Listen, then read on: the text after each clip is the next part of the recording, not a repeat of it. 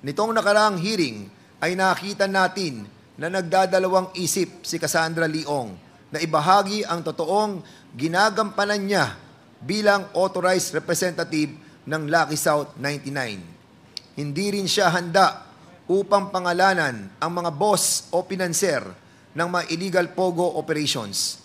Tinanggihan niya ang pagkakataon na ibinigay ng Quadcom na magkaroon ng isang executive session.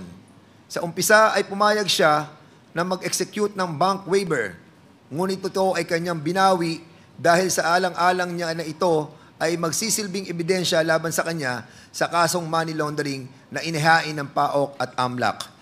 Being the beneficial owner of 58% of the shares of Whirlwind Corporation and the trusted translator of Whirlwind Director Duan Ren Wu, it stands to reason that she has the sufficient knowledge about the affairs of the two companies.